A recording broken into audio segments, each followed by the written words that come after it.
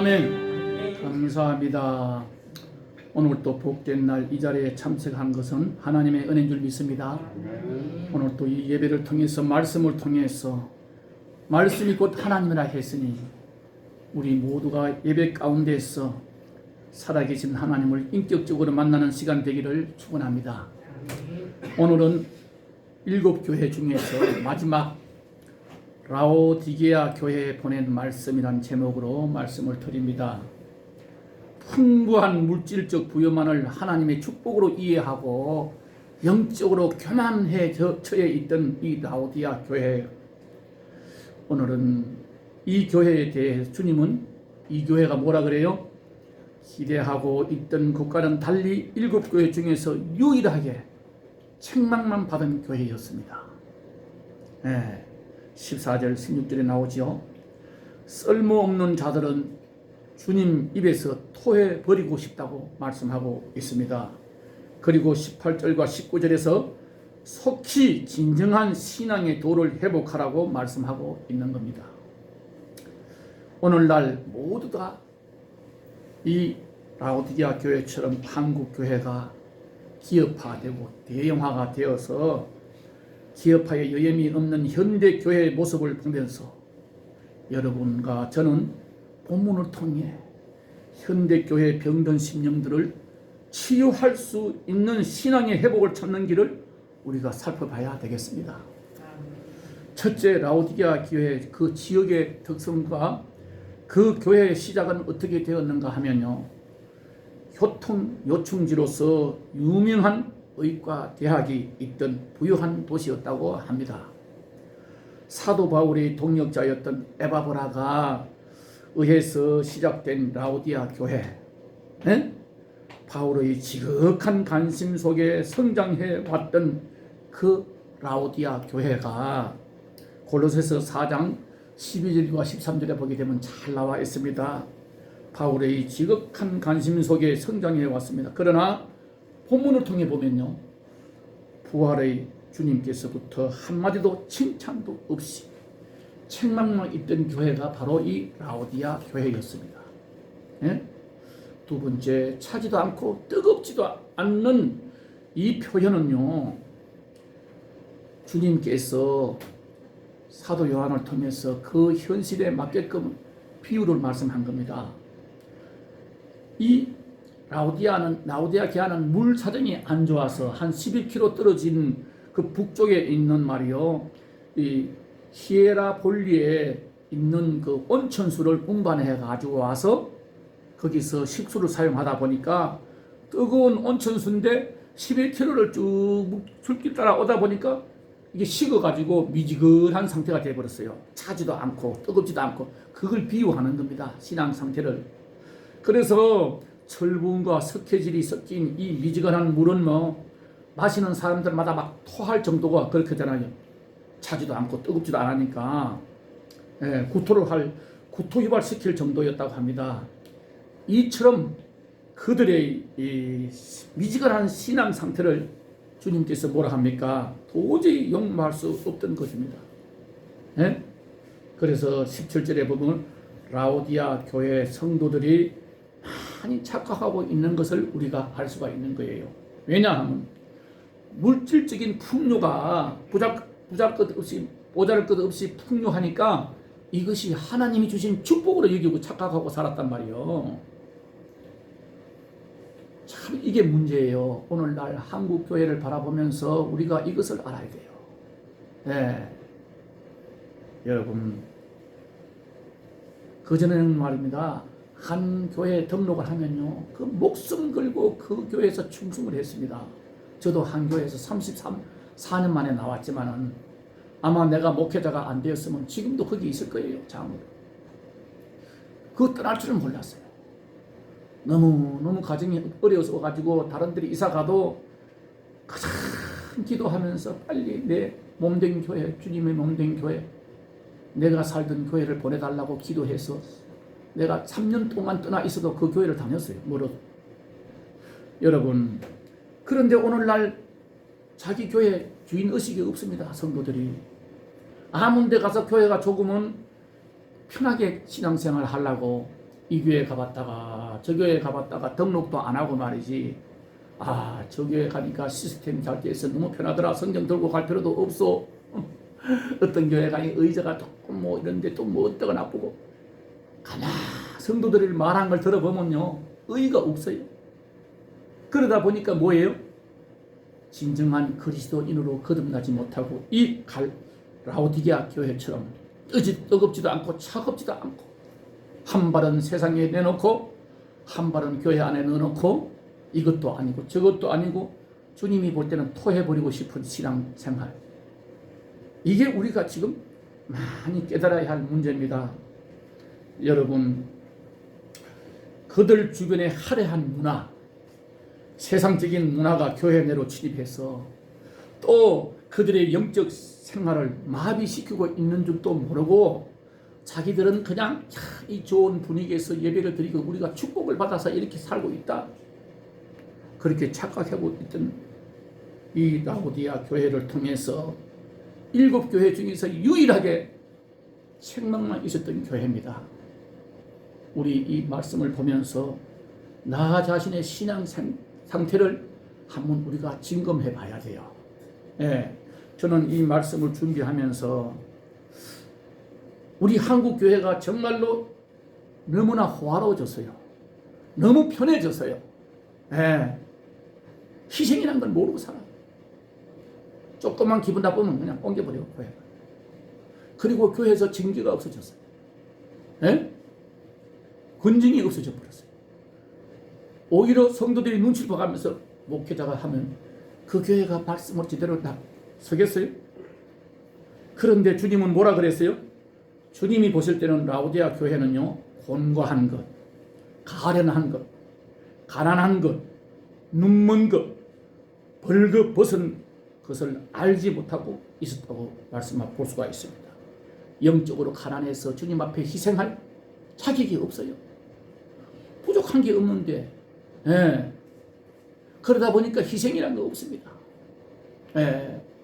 주님 앞에 사랑을 드리고 물질을 드리고 몸을 드리고 시간을 드리고 그 교회를 위해서 시간만 남은 교회 위해서 기도하고 그 성도들이 한 사람 한 사람 생각하며 내 몸처럼 사랑하는 마음으로 기도해 주는 그런 성도가 교회에 몇이나 있을까?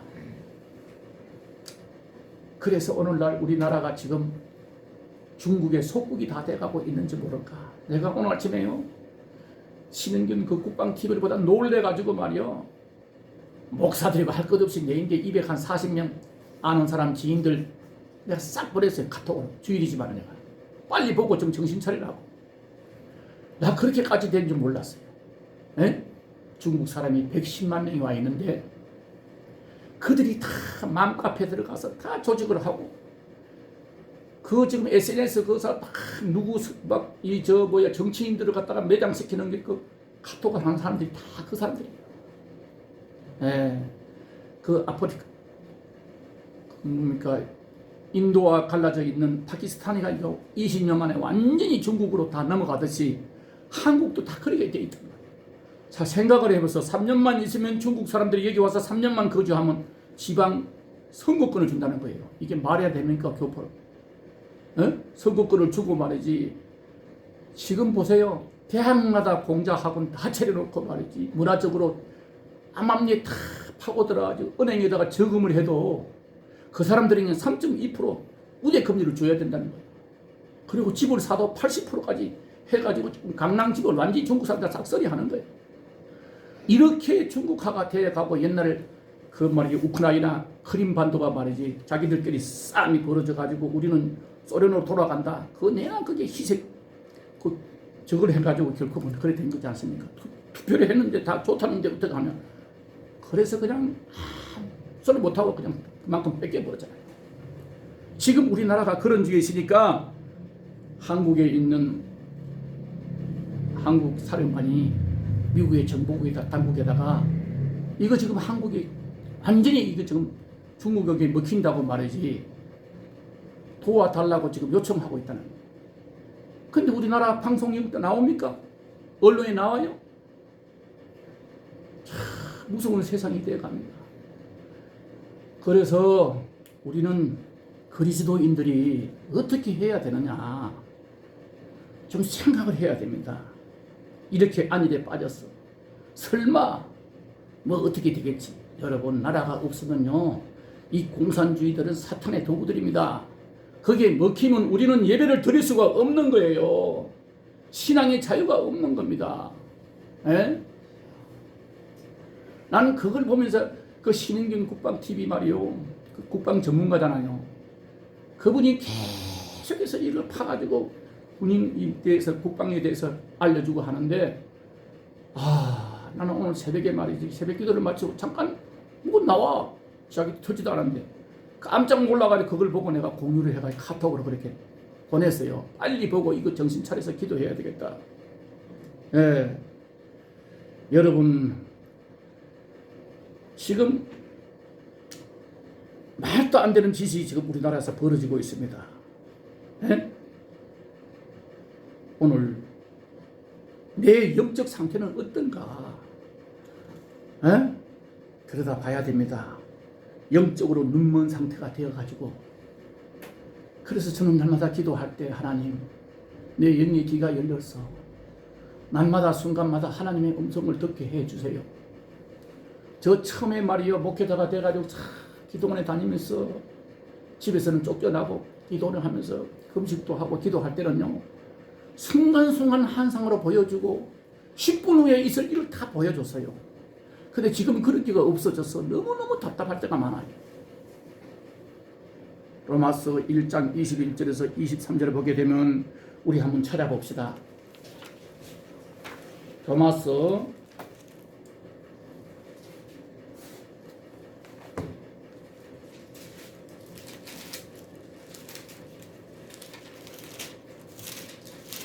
사도행전 다음에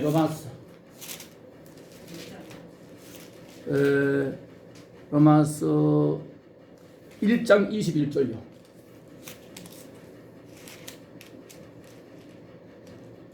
21절부터 23절까지 한번 읽어볼래요? 시작. 하나님을 알게 하나님을 영화롭게도 아니하며 감사하지도 아니하고 오히려 그 생각이 허망하여지며 미련한 마음이 어두워졌나니 스스로 지혜 있다 하나 어리석게 되어 썩어지지 아니하는 하나님의 영광을 썩어질 사람과 새와 짐승과 기어다니는 동물 모양의 우상으로 바꾸었느니라.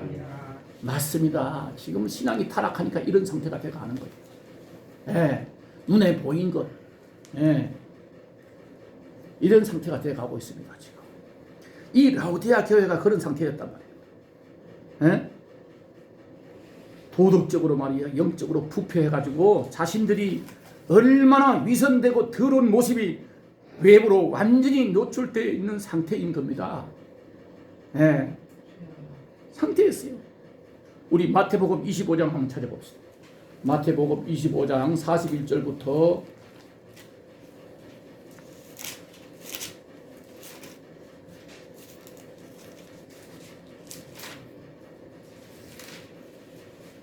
마태복음 25장 41절부터 45절까지 45페이지입니다. 신약성경 45쪽 41절부터 시작.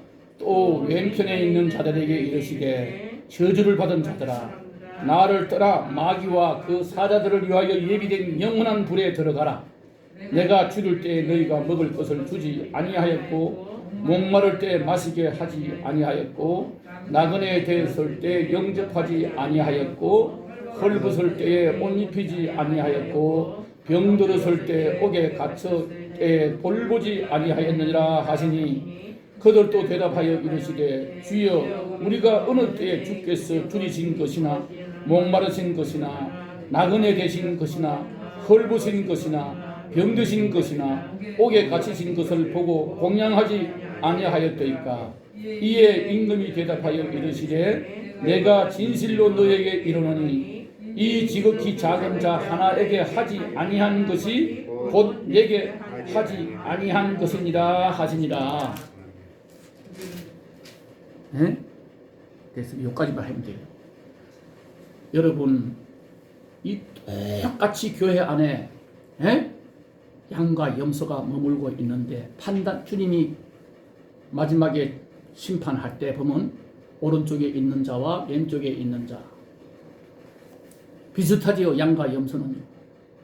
그런데 그 사람들의 생활 모습이 오늘 지금 잘 나타나고 있잖아요. 우리가 언제 주님이 옥에 갇힌 걸 내가 보고 모른 채 했습니까? 언제 벗은 사람 보고 배고파 쓰러져 가는 사람 보고 모른 채 했습니까? 주님이 언제 그랬어요? 내가 그런 게 아니라 지극히 작은 소자에게 아니한 것이 내게 곧 한 거라고 하잖아요. 이거는 바로 우리 생활 모습을 갖다 드러내는 거예요. 심은 대로 거두게 하시는 하나님의 공의 앞에 우리는 절대 숨길 수가 없는 겁니다. 하나님은 사랑의 본체이시기 때문에 공의가 뚜렷하게 돼야 되는 거예요. 에? 너는 말이야 돈도 잘 벌어가지고 교회에다가 11조도 많이 하고 목사님인데 선물도 많이 하고 모든 성도들도 잘했는데 그렇다고 너는 이런 건 내가 좀 봐줄게. 그게 없단 말이에요. 공의에 있는 하나님. 절대 위선적으로 사람을 속일 수 있지만 하나님을 속일 수가 없는 거예요. 그래서 주님은 뭐라 그래요? 영적 눈먼 자, 가난한 자, 벌거벗은 자, 도덕적으로 타락해서 얼마나 부끄러운지도 모르고 말이지. 자기들은 화로운 그 나라 양털 아직 오시가 얼마나 풍요한 도시였습니까? 화려하게 입을지라도 주님 볼 때는 그렇게 보인다 이거지. 여러분, 화려한 옷을 걸치고 세상적인 권세와 풍요가 절대 영적으로 풍요한 것은 아니라는 사실입니다.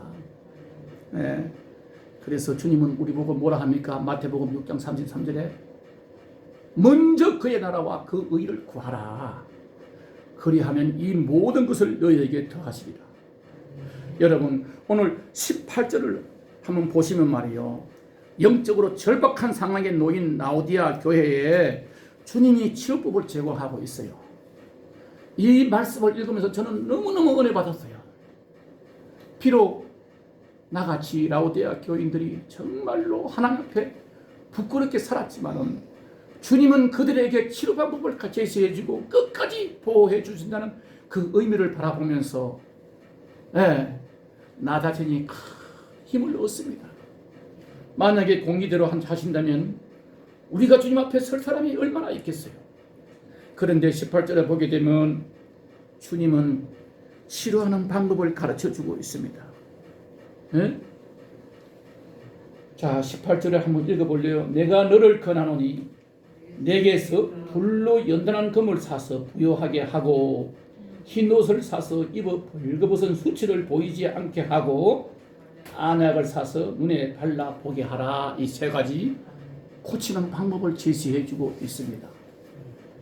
라오디아 교회를 토해버리고 싶은데 너희들은 안 돼 버리는 것이 아니라 끝까지 주님은 이들에게 회복할 수 있는 기회를 주시고 살아날 수 있는 방법까지 가르쳐 주신다는 사실, 이게 바로 끝까지 사랑하시는 아가페 사랑이 아니겠습니까? 네? 첫째 뭐라 그래요? 불로 연단한 금을 사라. 누구에게서요? 주님에게서. 주님이 뭐라 그래요? 내게서 사서, 금을 사서. 여러분, 금은 변치 않습니다. 순금보다 더 귀한 보배가 뭡니까? 믿음이거든요. 네? 그래서 믿음으로 부유한 자가 되라는 겁니다. 네? 자, 베드로전서 1장 우리 7절 한번 볼까요? 거기서 뒤로 조금 올라가다 보면 베드로전서 1장 7절,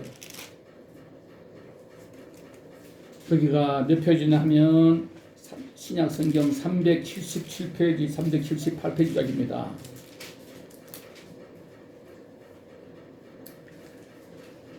다 찾았어요. 7절, 베드로전서 1장 7절. 시작.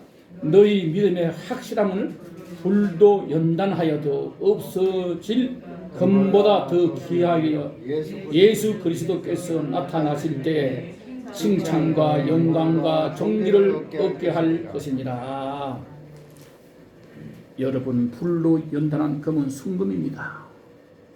우리가 그와 같이 이 세상에서 때묻지 않고 깨끗한 심령으로 하나님 앞에 부끄럽지 않게 설 수 있는 이 금보다 귀한 보배를 가진 것이 뭐야? 믿음이 되어야 된다는 겁니다. 두 번째, 흰 옷을 사서 입어 벌거벗은 수치를 보이지 않게 하라, 이렇게 말씀하고 있습니다. 양털로 유명한 도시, 의류 생산으로 이름을 날리는 도시지만 주님은 그들이 벌거벗었다고 합니다. 왜 그래요? 의의 흰 옷을 입을 것을 촉구하고 있는 겁니다. 죄로 말미암아 더러운 내 이 모습, 옷은 그날 그 사람의 신분을 나타내지 않습니까? 응? 그런데 뭐예요? 의의 흰 옷을 입으라. 주님의 속죄의 그 피로 나의 더러운 죄가 다 씻겨졌음을 믿고 우리가 그 말씀에 순종하는 겁니다. 지금은 사순절이 다 지나가고 있습니다. 다음 주일은 정료주일입니다. 주님이 십자가를 지기 위해서 작은 조랑말을 타고 입성하신 날이가 다음 주일입니다. 예루살렘에 입성하는 날이가 정료주일입니다. 그리고 그 다음부터는 다음 월요일부터는 이제 고난주간이 한 주간 되고 4월 4일 첫 주가 부활절입니다. 부활절이 지나가고 고난주간이 지나가고 사순절이 지나가면 뭐합니까? 우리 마음에서부터 진정한 사순절을 고난에 동참하는 우리 삶이 되어야 되지 않습니까? 그냥 의식적으로 해마다 지나가는 성탄절, 부활절 아무 의미가 없는 거예요. 여러분, 의의 흰옷을 입을 것을 촉구하고 있습니다. 인간의 모든 죄와 허물을 덮어주시는 예수님의 은혜와 속죄의 흰옷을 입으려고 하신 그 옷은 뭐리요? 죄의 때가 주님의 십자가 피로 씻어져 깨끗한 주님의 형상을 닮은 모습을 말하는 겁니다. 우리 모두가 진정한 주님의 참된 제자가 되시기를 주님의 이름으로 축원합니다. 네. 라오디아 교회 성도들은 영적 추태를 가릴 그리스도의 의의 흰옷이 없었다는 겁니다. 우리 빌립보서 3장 8절을 한번 찾아볼래요? 거기서 조금 찾아보면 빌립보서 3장,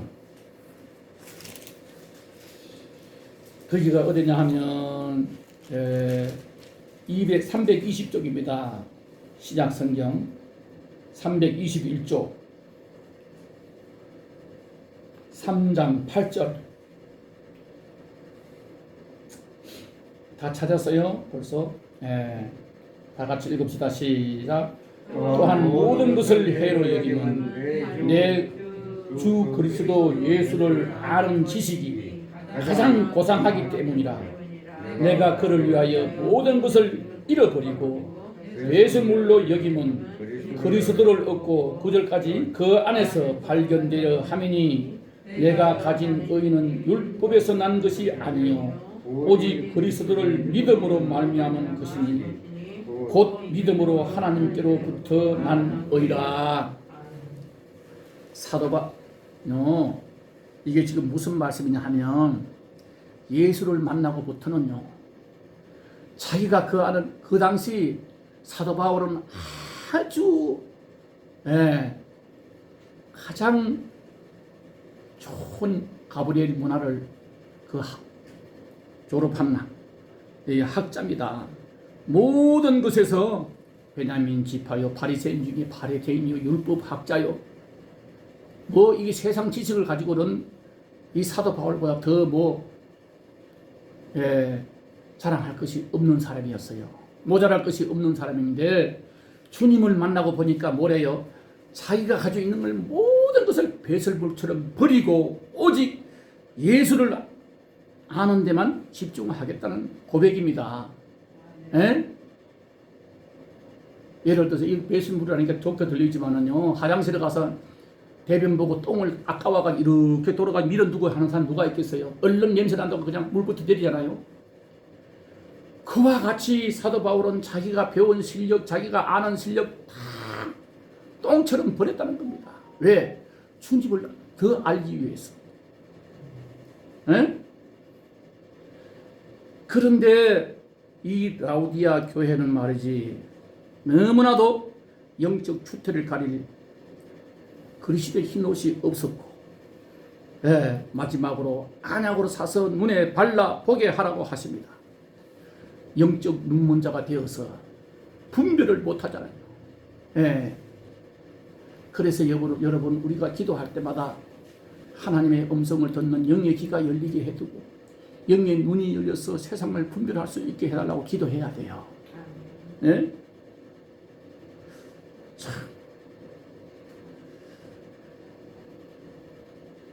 여러분, 이 정말로 발견 이 영적 빈곤과 수치를 발견하지 못할 정도로 눈이 멀어버려 있는 사람들, 이런 자들에게는요 예수 그리스도의 치유의 은혜가 필요한 겁니다. 우리 힘으로는 안 돼요. 그러면 우리가 영적으로 살아남으려면 뭐예요? 말씀과 기도가 충만해져야 되잖아요. 요한복음 9장 우리 한번 찾아봅시다. 이제 마지막으로 요한복음 9장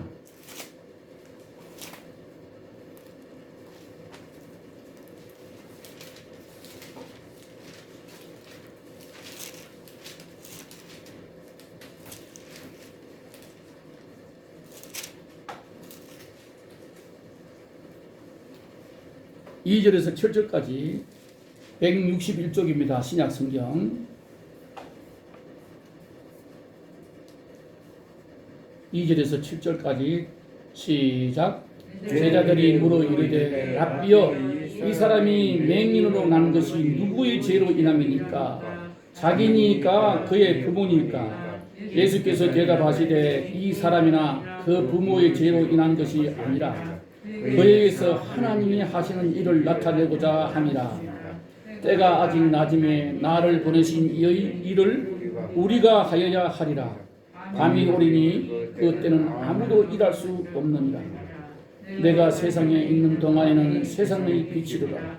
이 말씀을 하시고 땅에 침을 뱉어 진흙을 이겨 그의 눈에 바르고 이르시되 실로암 못에 가서 씻으라 하시니, 실로암은 번역하면 보냄을 받았다는 뜻이다. 이에 가서 씻고 밝은 눈으로 왔더라. 우리 모두가 영적인 눈이 뜨이기를 바랍니다. 우리가 기도를 많이 하면서 시간 내서 기도하는 것이 아니라 평상시에 기도하는 습관이 돼야 돼요.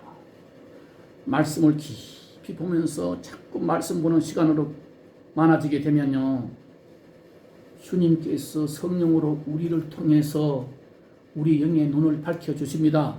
아멘? 네, 밝혀주십니다. 예수님만이 우리 제약된 현실을 바로 깨닫게 하시고요, 또한 죄로 어두워진 우리 눈을 열어주실 수 있는 분이란 말입니다. 그렇게 돼야 돼요. 이게 말이요, 영적 눈먼 자들 참 많습니다. 그러면 뭐 당신은 뭐 영적 눈이 활짝 열려 있어? 우리도 마찬가지예요. 사람은요, 이 육신을 가지고 있기 때문에 기도 생활 조금 못하고 말씀 멀어지면요, 순간순간 우리는 분별력이 없어져 봐가지고, 그래서 우리는 항상 깨어 있으라는 주님의 말씀을 기억해야 됩니다. 깨어 있으려면 말씀에 자꾸만 말씀을 가까이 해야 돼요. 그리고 기도해야 돼요. 지금은 예수도 교회도 안 나가고 있는 우리 동두천에 있는 어떤 집사님이 있어요. 우리 권사님, 전도사님들이 예수 전개할 때 그 사람은 장로감이라고 집사 직분 주면 안 된다고 하는데도 참 고집을 부리네. 집사 직분 줘야 사람을 만든다. 이래가지고 집사 직분을 줬더니 나중에 내가 자꾸 일꾼 만들려고, 목사가 이거 한 교회에서 말이지 늘 권사님하고 이거 재정을 하는 건 아니다. 당신 재정을 좀 봐라. 권사님하고 둘이서 몇 개 났어. 이 재정 보고 나면 남보다 1시간 뒤에 가야 되잖아. 최하라도 1시간은 늦게 가야 돼. 근데 무슨 대화를 하는데 내가 그렇게 해야 하니까 그게 기도한다고 되나요?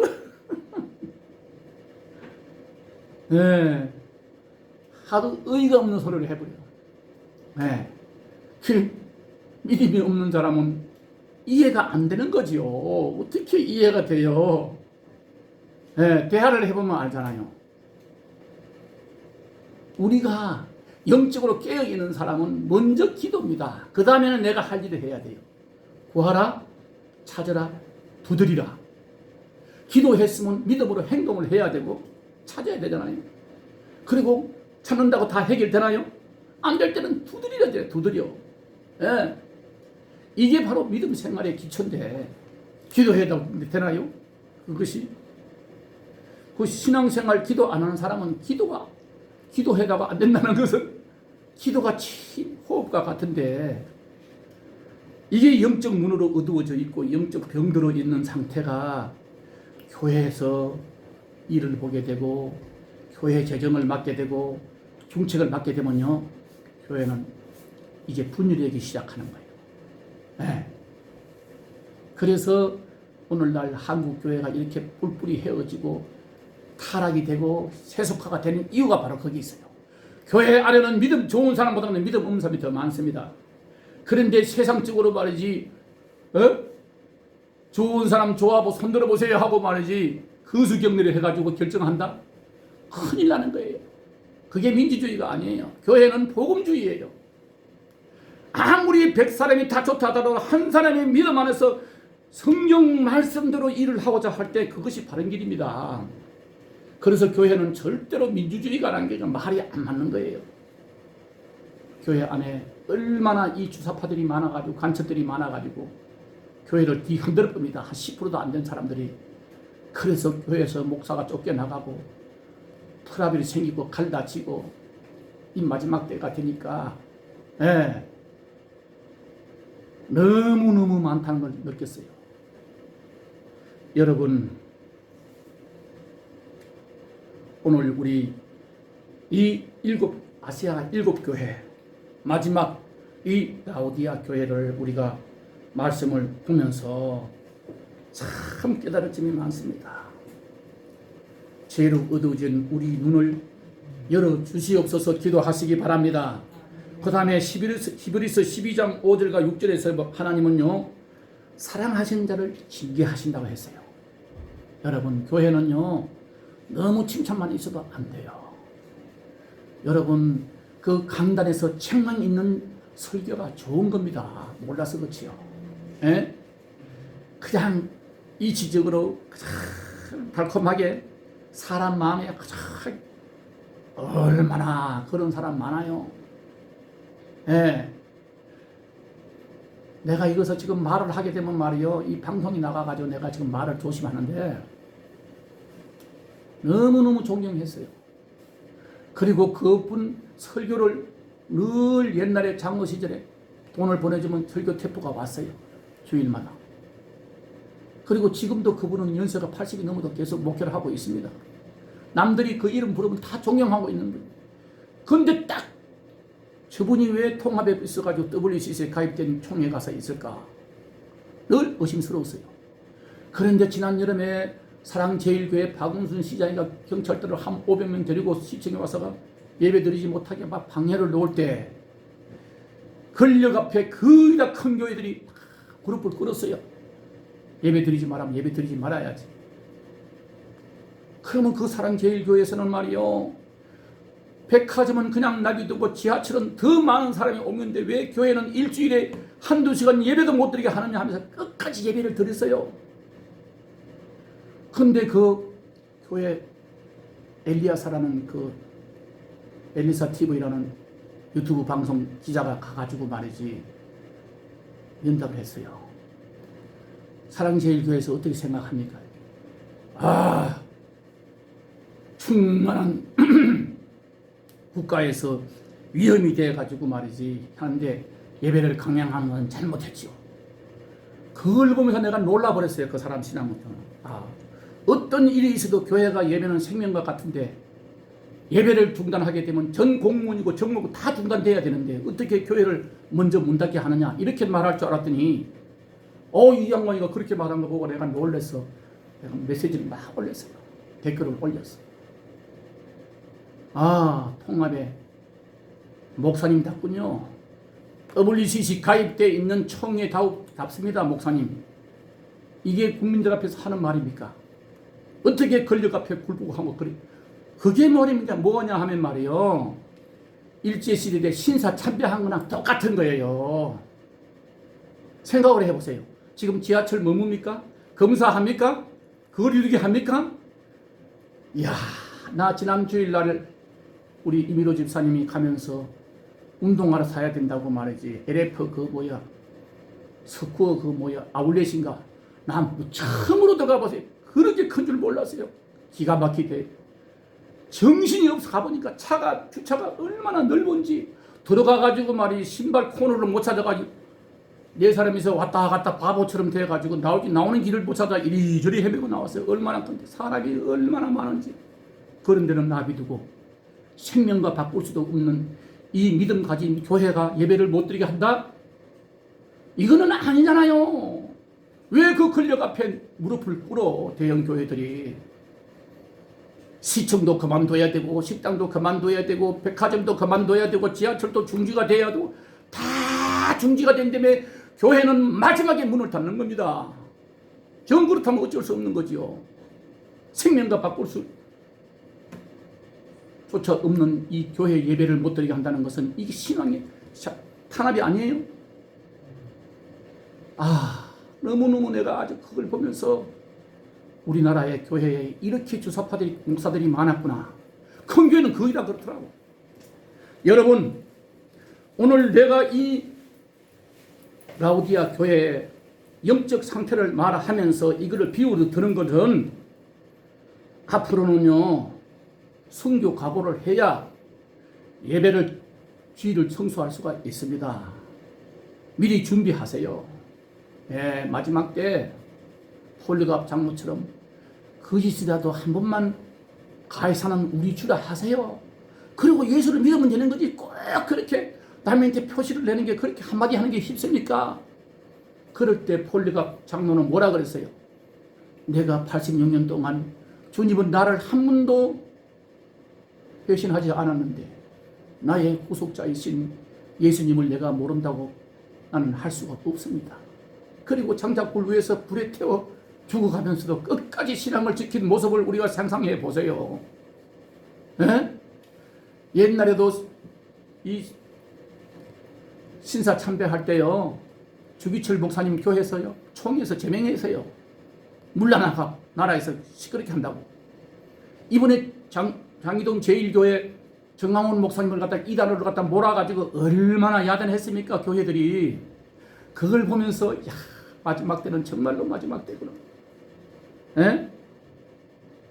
여러분 우리가 이 말씀을 보면서 순교할 각오를 가지고 살면요 두려울 것이 없습니다. 여러분 순교는 아무나 하는 것이 아니고 하나님이 힘을 주셔야 순교할 수가 있습니다. 그걸 믿으시고 기도해 준비하십시오. 하나님은 사랑하는 자를 징계하십니다. 주님은 라우디아 교회를 사랑하시기 때문에 문을 두드립니다. 20절 한번 읽어볼래요?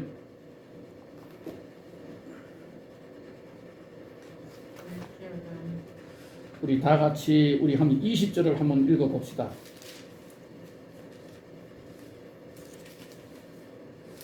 시작. 볼지어다 내가 문 밖에 서서 두드리노니 누구든지 내 음성을 듣고 문을 열면 내가 그에게로 들어가 그와 더불어 먹고 그는 나와 더불어 먹으리라. 21절 시작. 이기는 그에게는 내가 내 보좌에 함께 앉게 하여 주기를 내가 이기고 아버지 보좌에 함께 앉은 것과 같이 하리라. 아멘. 여러분 그렇습니다. 우리가 주님은 교회를 사랑하기 때문에 문을 두드립니다. 사랑의 초청입니다. 양의 문이신 그 앞에 우리가 서야 하는데 그 앞에 서야 하는데 연약한 우리를 찾아오신 주님께서 오늘 또 우리를 사랑하시기 때문에 이 부족한 종을 통해서 라우디아 교회의 신앙 상태를 점검해 주고 있는 줄 믿으시기 바랍니다. 끝까지 이기는 자에게 뭐라 그랬어요? 새 예루살렘서 영원한 새 예루살렘 성에서 주님과 함께 대대로 세세토록 왕노릇하게 해 주신다고 분명히 오늘 약속하고 있습니다. 예? 21절 그죠? 주님 보좌 우편에 앉게 하신다고 약속하십니다. 이 날마다 제약된 세상과 싸우면서 믿음을 지키는 성도가 되어서 우리가 마지막 믿음의 종착지가 어디요? 새 예루살렘 믿음의 거부가 되시기를 바랍니다. 영원토록 주님과 함께 왕노릇하는 승리자가 되시기를 주님의 이름으로 축원합니다. 아멘. 기도하겠습니다.